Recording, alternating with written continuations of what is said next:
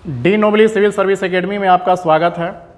जैसा कि आप जानते हैं कि 68वीं बीपीएससी पीटी का एग्ज़ाम 12 फरवरी को हो चुका है और इस बार बीपीएससी क्वेश्चन पेपर को देखने से ऐसा लगता है कि बहुत कुछ बदलाव किया गया है और आगे भी आयोग बहुत बदलाव करने के मूड में है, ऐसा देखा गया है। इसलिए सभी स्टूडेंट से मेरा कहना है कि सिविल सर्विस की तैयारी करना एक हनुमान कूद की तरह है। अगर इस कूद में 2-4 हाथ पांव टूट भी गए तो कोई बड़ा फर्क नहीं पड़ता है। कहने का मतलब यह है कि सिविल सर्विस एग्ज़ाम की तैयारी करना एक ऐसी बड़ी चीज़ की तैयारी करना है जो आपको इसमें थोड़ा सा लंबा समय लग सकता है, टाइम लग सकता है, इसके पैटर्न को समझने में समय लग सकता है। आइए हम 68वीं बीपीएससी जो अभी हुआ है एग्ज़ाम, इसके प्रश्न पत्र को देखते हैं। और मेरा ही नहीं सभी लोगों का ये मानना है कि इस बार पहले से बहुत कुछ बदलाव किया गया है और ये बदलाव सिविल सर्विस यूपीएससी के तर्ज पर ये लेकर के जा रहा है। तो अब केवल रट्टा मारने से और सिर्फ वन लाइनर क्वेश्चन पढ़ करके आप सिविल सर्विस को क्रैक नहीं कर सकते हैं। तो आइए ज़रा देखते हैं क्वेश्चन पेपर। ये बी सेट है और देखते हैं पहला क्वेश्चन। तो पूरे 150 क्वेश्चन का था। ये पहला जो सवाल पूछा गया है साइंस से पूछा गया है। तो देखिए पहला सवाल क्या है, कंकाल के वे हिस्से जो हड्डियों की तरह सख्त नहीं होते हैं और जो मोड़े जा सकते हैं वे कौन सा है? तो इसका सही उत्तर है कार्टिलेज है, सी। दूसरा सवाल है लाइकेन में एक क्लोरोफिल युक्त पार्टनर उपस्थित होता है, तो उसका पार्टनर कौन होता है? तो इसमें शैवाल और कवक ये पार्टनर की तरह होते हैं। तीसरा सवाल है मादा एनफिलिस को मादा क्यूलेक्स से अलग किया जा सकता है क्योंकि वह बैठती है। अब ऐसे ऐसे सवाल कुछ पूछा जाता है जो बियॉन्ड होता है, बाहर होता है, सिलेबस से बाहर होता है, जो आप पकड़ भी नहीं पाएंगे। तो ऐसे प्रश्न पर ज़्यादा ध्यान नहीं देना है। ये है, इसका उत्तर है अंधा स्थ के साथ एक कोण पर बैठता है ये। 4 नंबर है शरीर की प्रतिरोधक क्षमता से जुड़ा सबसे महत्वपूर्ण कोशिका प्रकार क्या है? तो ये बड़ा सिंपल सा है, ये है लिम्फोसाइट है। 5 नंबर है मानव शरीर की मांसपेशियों के बारे में निम्नलिखित में से कौन सा कथन गलत है? तो इसमें से पहला भी गलत है, दूसरा भी गलत है, तीसरा भी गलत है। तो इसका उत्तर डी है, यानी कि उपयुक्त में से एक से अधिक गलत है। देखिए मैं जो बता रहा हूँ यह 99% सही है, 1% हमें भी गलती होने की संभावना है। जब तक ऑफिशियल आंसर की नहीं आ जाता है तब तक आप इसको सही मान सकते हैं और हम भी सही अपने स्तर से कर सकते हैं। तो आइए अगला क्वेश्चन देखते हैं। 6 नंबर है, ये फिजिक्स से क्वेश्चन पूछा गया है। 20 सेंटीमीटर फोकस दूरी के एक उत्तल लेंस की तरह सतह पर सफ़ेद घोरे का प्रतिबिंब बनाने के लिए बड़ी संख्या में काले रंग की पतली पट्टियां बनाई जाती है, वह प्रतिबिंब कैसा बनेगा? तो ऐसे ऐसे ये प्रैक्टिकल टाइप के ये सवाल पूछे जा रहे हैं। पहले तो फैक्चुअल पूछे जाते थे, अब प्रैक्टिकल सवाल पूछे जा रहे हैं। कम चमक वाला एक घोड़ा। इसके बाद 7 नंबर है ध्वनि की तीक्ष्णता किसके द्वारा निर्धारित की जाती है? तो इसका ऑप्शन ई है, इनमें से कोई नहीं है, इसके अलग हैं उत्तर। 8 नंबर है निम्नलिखित में से कौन सा फोटो इलेक्ट्रिक उपकरण डिजिटल अनुप्रयोगों के लिए सबसे उपयुक्त है? तो ये है आपका फोटोवोल्टिक सेल है, ये इसका सही उत्तर है फोटोवोल्टिक सेल। 9 नंबर है बॉल बेयरिंग का उपयोग स्थैतिक घर्षण को निम्नलिखित में से किसमें परिवर्तित करने के लिए किया जाता है? तो इसका है रोलिंग घर्षण। ये सब फिजिक्स का सवाल है, लेकिन सवाल भी एक ऐसा है एकदम दिन प्रतिदिन यूज होने वाले, यानी कि प्रैक्टिकल तौर पर पूछा गया है। फुटबॉल के खेल में एक गोलकीपर फुटबॉल को गोल में पकड़ने के बाद अपने हाथों को पीछे की ओर खींचता है। यह गोल कीपर को किस प्रकार सक्षम बनाता है? किस प्रकार ये बनाता है? तो इसका है संवेग परिवर्तन की दर को कम करने के लिए। ये तो 9th क्लास के फिजिक्स में सब दिया हुआ है। 11 नंबर है निम्नलिखित में से कौन सा एक रेडियोधर्मी तत्व द्वारा उत्सर्जित धनात्मक रूप से आवेशित कण है? तो धनात्मक इसमें जानते ही हैं, अल्फा किरण जो है पॉजिटिव होता है, बीटा किरण निगेटिव होता है। तो इसका सही उत्तर सी है। 12 नंबर है केंद्राभिमुखी बल किसके लिए जिम्मेदार होता है? तो किसके लिए जिम्मेदार होता है? केंद्राभिमुखी माने एक सेंटर है और वस्तु उसके चारों तरफ घूमती है। तो इसका उत्तर देखिए, अंतरिक्ष में वस्तु की स्वतंत्र गति, यानी कि वो भी ऐसे ही घूमता है, और वस्तु को वृत्ताकार पथ पर गतिमान रखना। तो ये दोनों सही उत्तर है। तो इसका उत्तर डी हो जाएगा, उपर्युक्त में से एक से अधिक उत्तर। इसके बाद आगे हम देखते हैं, निम्नलिखित में से किस ऊर्जा परिवर्तन में घर्षण बल शामिल होता है? तो इसमें होता है गतिज ऊर्जा से ऊष्मा ऊर्जा। जिसमें गति होगा उसी से घर्षण उत्पन्न होगा, तो वही घर्षण बल उत्पन्न होगा। तो ये गतिज ऊर्जा होगा। 14 नंबर है कि एक बस सीधे रास्ते पर चल रही है, अचानक दाईं ओर तेज मोड़ लेती है, तो बस में बैठा यात्री सीधे बाईं ओर मुड़ जाता है। तो इसका सही उत्तर है बाईं ओर झुकेंगे। इसके बाद एक सवाल है, एक संगीत कार्यक्रम में ऑर्केस्ट्रा बजाने से पहले एक सितार वादक तनाव को समायोजित करने की कोशिश करता है और स्ट्रिंग को उपयुक्त रूप से बांधता है। ऐसा करके वह क्या ठीक करने की कोशिश करता है? तो ये करने की कोशिश करता है ध्वनि का आयाम, ये फिक्स करने की कोशिश करता है ये। तो ये देख रहे हैं क्वेश्चन एकदम प्रैक्टिकल टाइप के सवाल ये पूछा जा रहा है।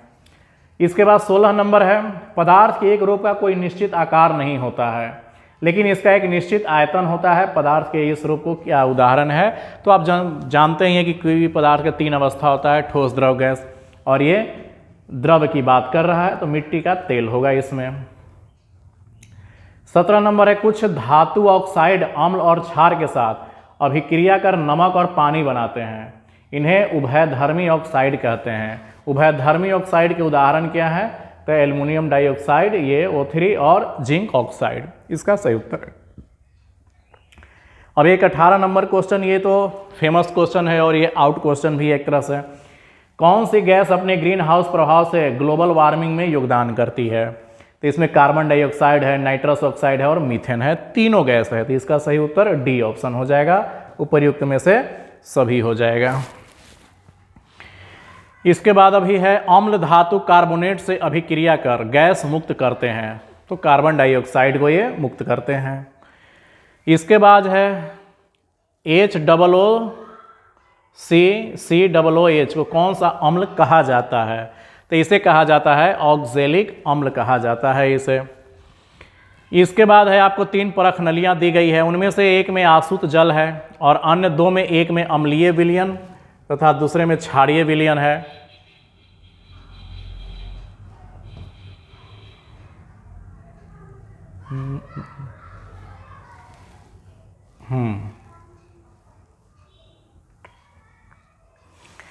अम्लीय विलयन, दूसरे में क्षारीय विलयन, इनमें से किन में लाल लिटमस नीला हो जाएगा? तो इसमें क्षार में लाल लिटमस नीला हो जाता है।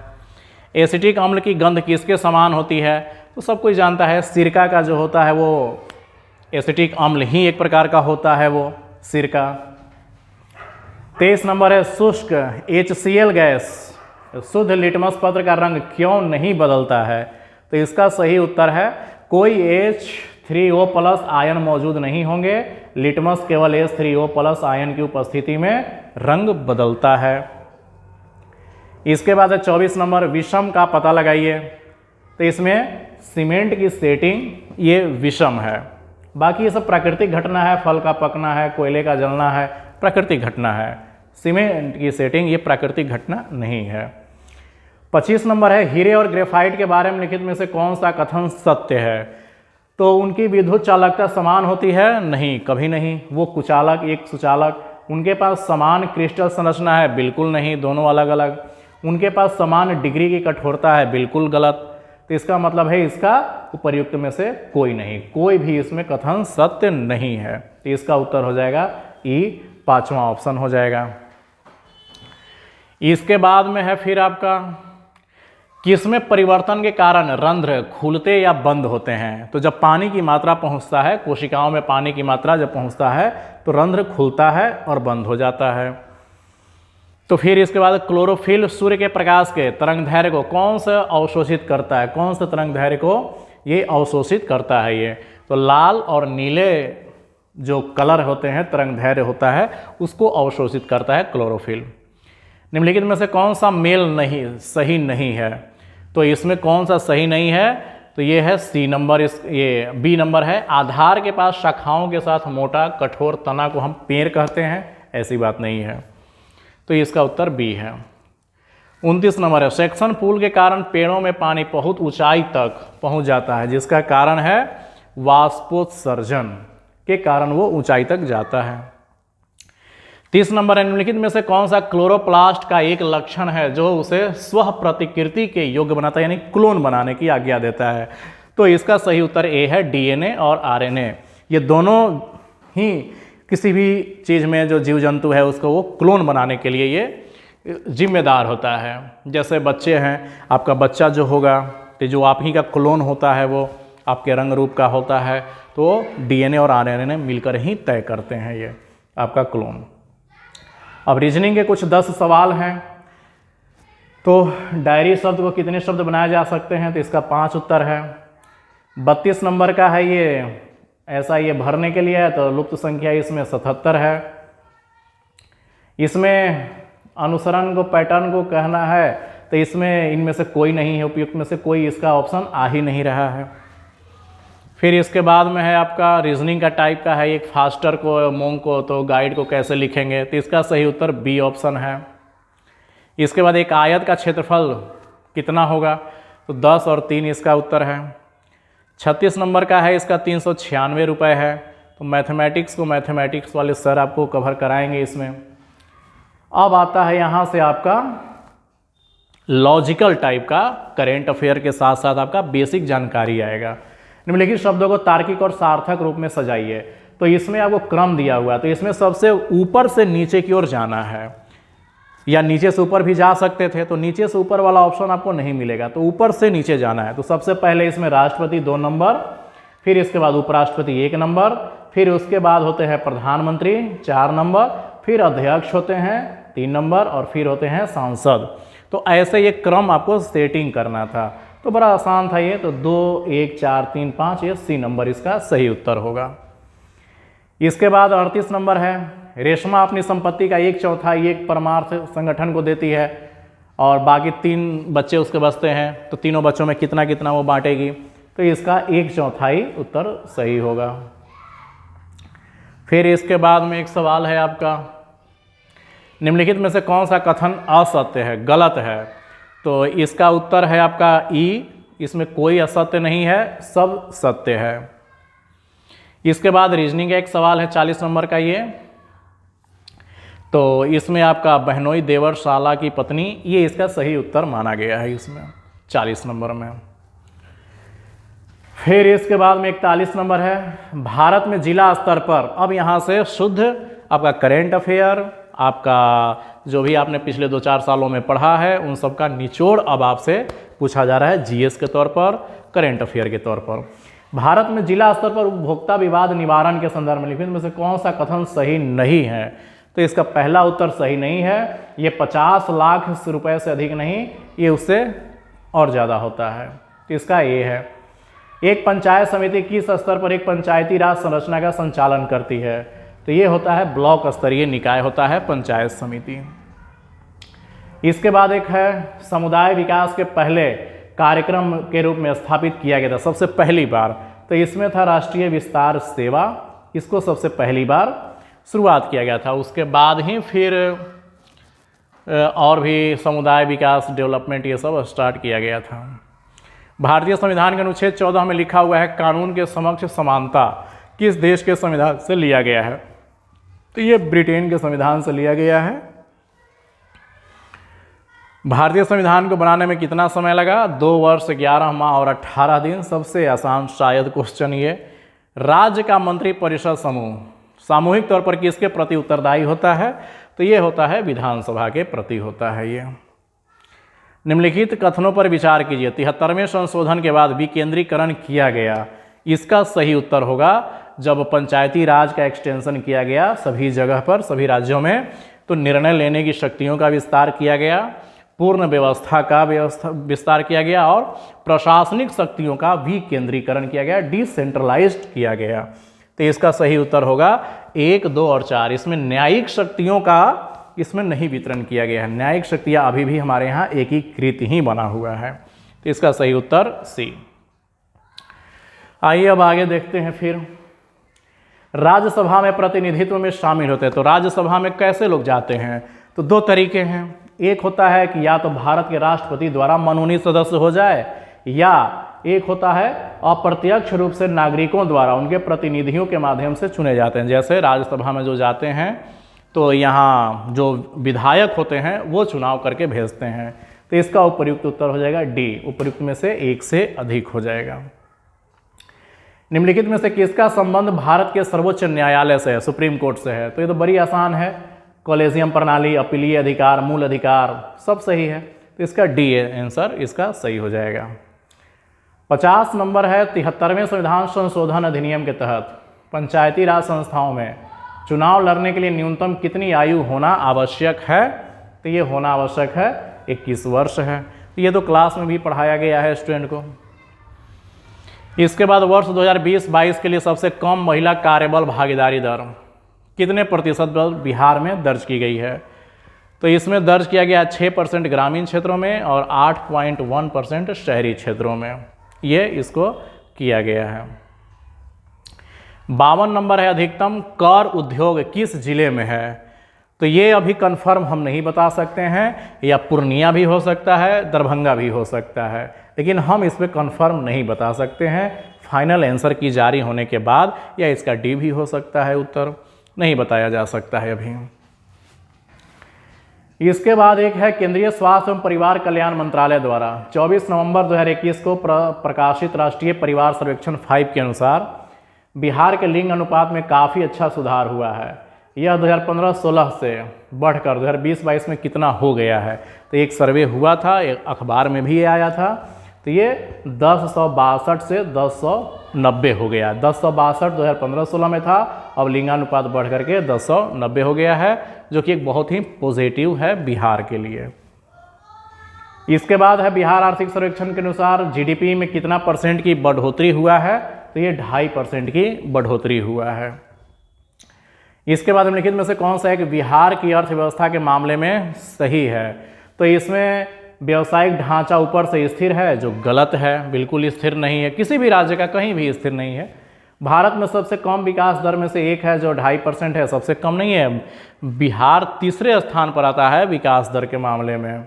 बिहार में अधिकतम प्राथमिक वस्तुओं का उत्पादन होता है, ये कथन सही है, तो यही होगा आपका सी आंसर सही होगा इसका आपका। इसके बाद में है आपका 56 नंबर, SEZ अधिनियम से जिसको कहा जाता है 2005 को उद्देश्य क्या थे? अतिरिक्त आर्थिक गतिविधियों का उत्पादन सही है, वस्तुओं और सेवाओं के निर्यात को बढ़ाना सही है, रोजगार निर्माण भी सही है। तो ये सभी सही है, इसके 1, 2, 3 सही है। 57 नंबर का है ये, कृषि विपणन प्रणाली में सुधार के लिए भारत सरकार द्वारा अपनाया गया नीतिगत उपाय क्या है? तीनों सही है। सार्वजनिक वितरण प्रणाली, न्यूनतम समर्थन मूल्य, बफर स्टॉक का रखरखाव, सभी सही है। 58 नंबर, किस समिति ने प्रतिस्पर्धा अधिनियम 2002 को अधिनियमित करने का सुझाव दिया था?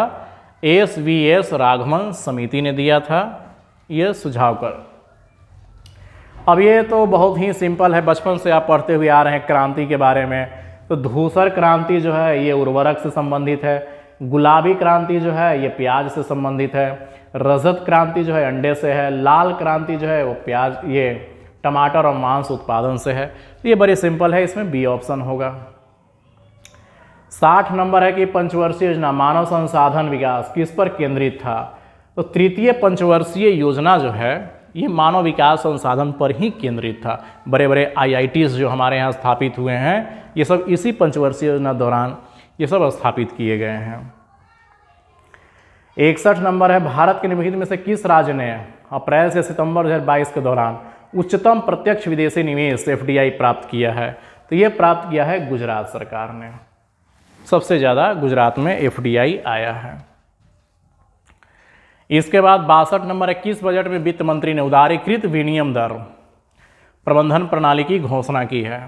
तो यूनियन बजट 1992-93 में ये हुआ है। 63 नंबर, पंचवर्षीय योजना के उद्देश्य में निम्नलिखित में से कौन से थे? अब ये क्वेश्चन बड़ा उलझा के रखा, या पता नहीं किस टाइप से दिया। विकास, आधुनिकीकरण, आत्मनिर्भरता, ये तीनों तो सही था, लेकिन ये साहित्य दे करके कंफ्यूज कर दिया, और चारों में 4-4 दिए हुए तीनों में। इसका मतलब ये तीनों ऑप्शन गलत है, तो इसका मतलब इसका ई उत्तर होगा, उपयुक्त में से कोई नहीं। अब ऑफिशियल आंसर की आने दीजिए, उसके बाद देखा जाएगा, लेकिन मेरे हिसाब से तो इसका 5वां ऑप्शन होगा। 64 नंबर है, गरीबी रेखा को निर्धारित करने के लिए कौन सा संगठन सर्वे करता है? तो ये क्लास में बहुत अच्छे से बताया गया है, NSSO, national sample survey organisation होता है, ये गरीबी रेखा को निर्धारित करता है। ये भारत का व्यापार संतुलन माल और सेवाएं दिसंबर 2000 का अंतिम है, तो इसमें जो है उपयुक्त में से कोई नहीं होगा, क्योंकि आंकड़ा बहुत बड़ा है, लगभग 50-60 अरब डॉलर भारत का व्यापार घाटा लगता है, और ये सिर्फ इतना दिखा रहा है, तो इसलिए 5वां ऑप्शन होगा इसका। अब आता है आपका हिस्ट्री से। नमक सत्याग्रह के दौरान बिहार के लोगों ने नमक बनाने के साथ साथ सरकार के विरुद्ध किस कर का विरोध किया था? तो चौकीदारी टैक्स का विरोध किया था, जो कि इसमें से ऑप्शन नहीं है, इसका 5वां ऑप्शन सही होगा। 67 का, श्री कृष्ण सिंह द्वारा गठित बिहार की नवनिर्वाचित सरकार फरवरी 1938 में किस कारण से इस्तीफा दे दिया था? तो ये दे दिया था राजनीतिक कैदियों को छोड़ने के कारण, तो इस कारण से ये हुआ था। 68 है, किसने चंपारण सत्याग्रह के दौरान बिहार में गांधी जी की जान बचाई थी? तो ये थे बतक मियाँ थे, ये गांधी जी की जान बचाए थे बतक मियाँ।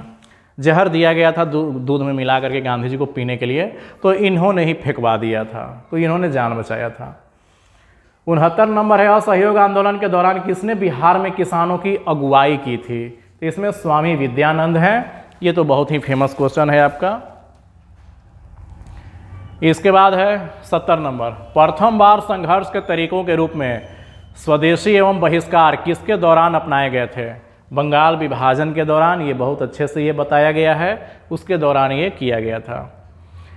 71 नंबर, 1906 में आयोजित भारतीय राष्ट्रीय कांग्रेस INC के कलकत्ता अधिवेशन में भारत के लिए स्वराज का झंडा किसके द्वारा फहराया गया था? तो जो इसके अध्यक्ष रहेंगे 1906 में वही फहराएंगे झंडा, तो इस समय दादा भाई नौरोजी अध्यक्ष थे, वही फहराए थे। 72 नंबर है, स्वतंत्रता संग्राम के दौरान कश्मीर, हैदराबाद और त्रावणकोर में एक समानांतर आंदोलन चलाया गया था, उसका नाम था प्रजामंडल आंदोलन। ये सब लोग अपने आप को ये समझते थे कि हम भारत और ना ही पाकिस्तान में जाएंगे, स्वतंत्र देश बनाएंगे, लेकिन फिर पटेल साहब ने इन लोगों को सबक सिखाया। 73 नंबर है, भारतीय स्वतंत्रता संग्राम के बारे में निम्नलिखित में से कौन सा कथन सही नहीं है? इसका पहला सही नहीं है, तो यही उत्तर होगा कि 1921 में महात्मा गांधी को गिरफ्तार किया गया था, नहीं, चौरी चौरा कांड होने के बाद 1922 में गिरफ्तार किया गया था। तो ऐसे सवाल कॉन्सेप्चुअल सरकार ये सब सवाल पूछे जा रहे हैं। अबुल कलाम आज़ाद के द्वारा किस पत्रिका को संपादित किया गया था? तो ये अल हिलाल पत्रिका था इनका, जो जग जाहिर है बताया गया है।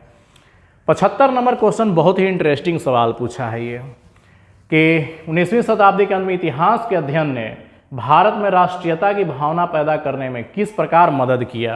तो 2 प्रकार से मदद किया था।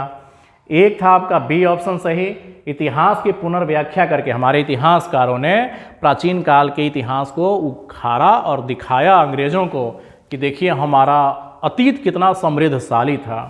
तो एक तो ये था, और दूसरा वही गौरवशाली अतीत के बारे में बताया, तो इसका सही उत्तर डी हो जाएगा।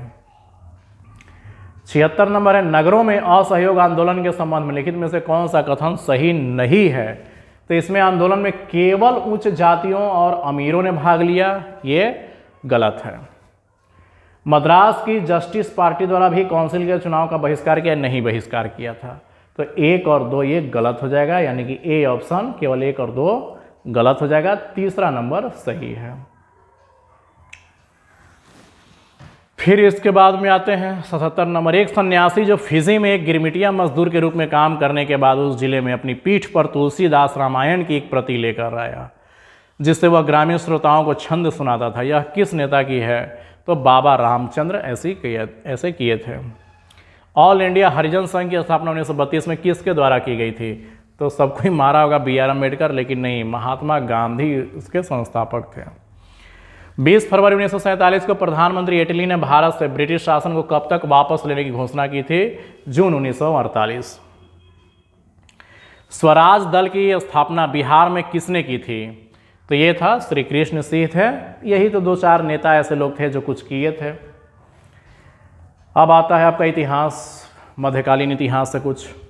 इसमें से किसने हुमायूं को यह प्रस्ताव दिया था कि यदि उसे बंगाल पर अधिकार करने दिया गया तो वह बिहार को समर्पित कर देगा और 10 लाख दिनार की वार्षिक श्रद्धांजलि यानी कि उसको नजराना देगा। तो ये था शेर खान है। इसके बाद विक्रमशिला विश्वविद्यालय किसके द्वारा स्थापित किया गया? तो धर्मपाल है। ये तो आउट क्वेश्चन है। इनमें से बिहार के प्रथम राज्यपाल कौन थे? तो इसके प्रथम राज्यपाल सर जेम्स डेविड शिफ्टन थे। ये इसका सही उत्तर होगा। फिर इसके बाद में है Mahatma Gandhi and Bihar, some reminiscences के लेखक कौन थे? तो डॉक्टर राजेंद्र प्रसाद थे। ये बिहार का सबसे पुराना गिरजाघर कौन सा है? पादरी की हवेली बिहार का सबसे पुराना है, पटना में स्थित है। ये दिवंगत अभिनेता कुमुदलाल गांगुली, जिसे उसके मंचीय नाम अशोक कुमार से भी जाना जाता है, का जन्म बिहार के निम्नलिखित में से किस शहर में हुआ था? तो ये भागलपुर में हुआ था उनका।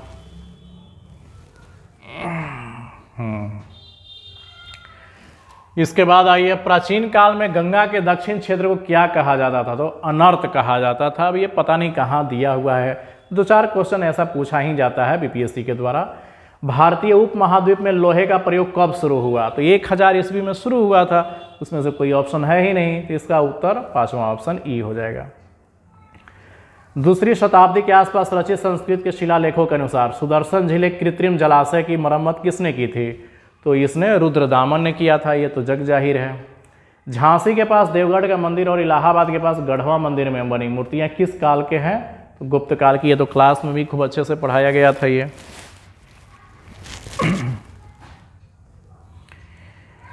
91 है। इसमें से कौन सही नहीं है, इसमें ये देखना है। तो पानीपत का द्वितीय युद्ध जो हुआ था अकबर और हेमू के बीच में हुआ था, जबकि यहाँ दिए हुए हैं टीपू सुल्तान और मराठा। तो इसका सही उत्तर सी हो जाएगा। दिल्ली सल्तनत के दौरान मुकद्दम या चौधरी का पद इस्तेमाल किसके लिए किया जाता था? तो ये गांव के सरपंच ये लोग कहलाते थे उस समय। आज भी चौधरी नाम उसी से जुड़ा हुआ है। तबकात ए अकबरी, जिसे कभी कभी अबुल फजल के अकबरनामा से अधिक विश्वसनीय माना जाता है, किसके द्वारा लिखा गया था? तो निज़ामुद्दीन अहमद के द्वारा लिखा गया था। 94 नंबर, इनमें से किस प्रसिद्ध शासक ने अपनी माता के नाम पर विजयनगर के पास नागलमपुरा की एक उपनगरीय बस्ती की स्थापना की थी? तो कृष्णदेवराय ये काम किए थे। ये 1940 में पटना महिला विश्वविद्यालय की स्थापना कौन किए थे? तो सिस्टर ऑफ द एपोलोस्टिक कार्मेल। इस पर बिहार बीपीएससी ने बिहार से रिलेटेड क्वेश्चन कुछ ज़्यादा पूछा है इस बार। 96, इनमें से किसने 1947 में भारत और पाकिस्तान के बीच अंतर्राष्ट्रीय सीमा रेखा खींचने के लिए स्थापित की गई सीमा आयोग का नेतृत्व किया था? Cyril Radcliffe. 97, किसने बंगाल में महलवारी बंदोबस्त प्रणाली की शुरुआत किया था? तो होल्ट मैकेंजी था। इसने प्रयोग करना शुरू किया था इसने। 1940 में विनोबा भावे ने व्यक्तिगत सत्याग्रह कहाँ से प्रारंभ किया था? तो पवनार से, महाराष्ट्र। ये तो बताया हुआ है। 99 क्वेश्चन, 1918 में चेम्सफोर्ड, मॉन्टेग्यू चेम्सफोर्ड सुधारों पर कांग्रेस ने एक महत्वपूर्ण रुख अपनाया, जिसके कारण पुराने राष्ट्रवादी अवशेष सप्रू, जयकर और चिंतामणि टूट गए। तो इन्होंने मिलकर के एक नया पार्टी बनाया था, इंडियन नेशनल लिबरल फेडरेशन। तो इसी का उन्होंने किया था। कैबिनेट मिशन निम्नलिखित में से किसके लिए भारत भेजा गया था? तो ये तो भेजा गया था सत्ता के हस्तांतरण के लिए एक संवैधानिक व्यवस्था तैयार करने के लिए। तो सिर्फ 2, तो केवल 2 के लिए भेजा गया था। इसके बाद है 101, पहला तैरता हुआ सौर ऊर्जा संयंत्र बिहार में किस स्थान पर बनाया गया है? तो ये कदीराबाद, दरभंगा में बनाया गया है। वर्ष 2019-20 के आर्थिक सर्वेक्षण के अनुसार किस जिले की प्रति व्यक्ति आय सबसे कम है? तो ये शिवहर की है। इसके बाद नीति आयोग जो है एसडीजी रिपोर्ट के अनुसार बिहार राज्य का स्कोर कितना है? 100 में 52, 52 है। फिर इसके बाद में सब तो क्लास में सब पढ़ाया गया है। खेलो इंडिया महिला टूर्नामेंट में पहली बार किस खेल को शामिल किया गया है? तो ट्रैक साइकिलिंग। इसके बाद निम्नलिखित में से किसे अगस्त 2022 में भौगोलिक संकेतक जीआई टैग से सम्मानित किया गया है? बहुत अच्छे से पढ़ाया गया है ये मिथिला मखाना को।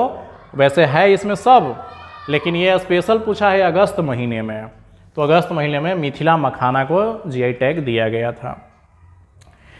निम्नलिखित में से किसे वर्ष 2022 में यूनेस्को की विश्व धरोहर सूची में जोड़ा गया है? तो लंगट सिंह कॉलेज में खगोलीय वेधशाला जो भागलपुर में स्थित है ये है 106 नंबर। तो कभी कभी आयोग पूछ लेता है ऐसा। 107 नंबर है बिजनेस रिफॉर्म एक्शन प्लान द्वारा वर्ष 2020 में व्यापार करने में आसानी में बिहार ने 36 राज्यों में से कौन सा रैंक हासिल किया है? तो इसमें इसका है ई है, इसमें से कोई नहीं है। 108 नंबर है 28 नंबर 2022 को मुख्यमंत्री नीतीश कुमार ने गंगा जल आपूर्ति योजना के उद्घाटन किस स्थान पर किया था? तो राजगीर में इन्होंने किया था।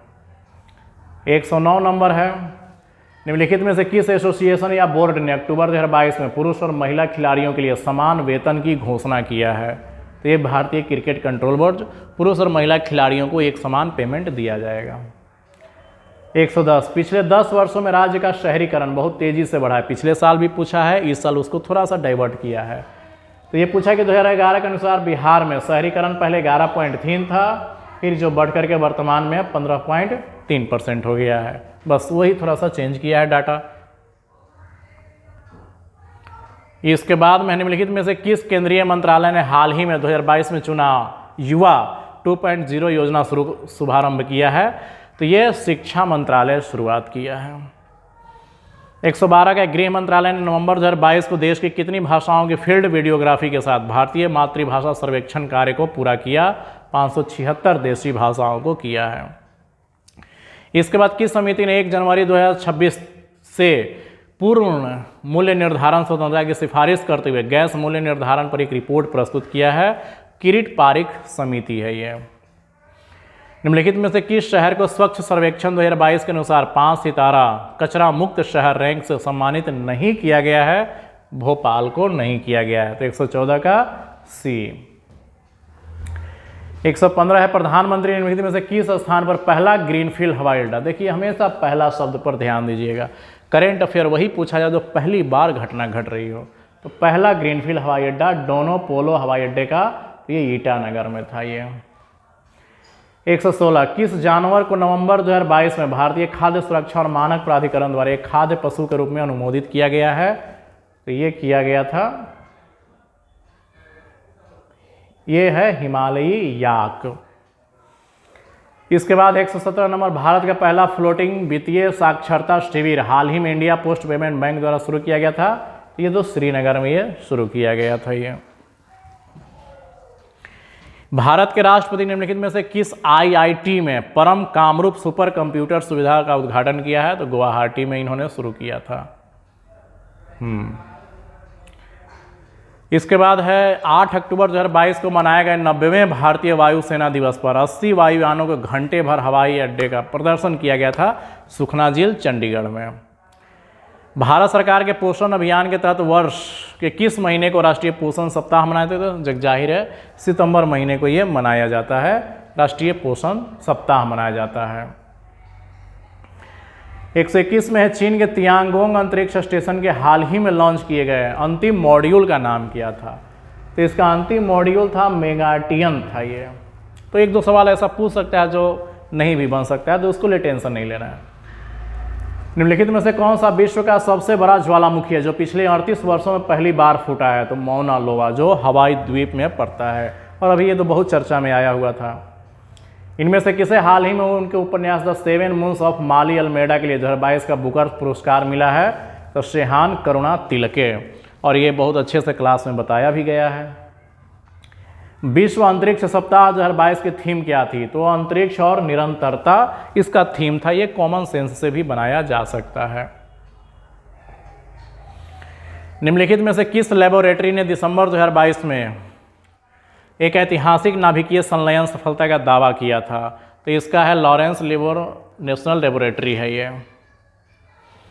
कॉलिंग्स डिक्शनरी का वर्ड ऑफ द ईयर 2022 निम्नलिखित में कौन सा है? ये परमा क्राइसिस है ये, और ये तो बहुत अच्छे से क्लास में ही बताया गया था ये।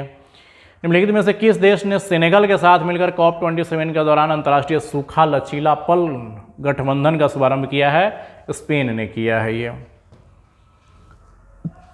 फिर इसके बाद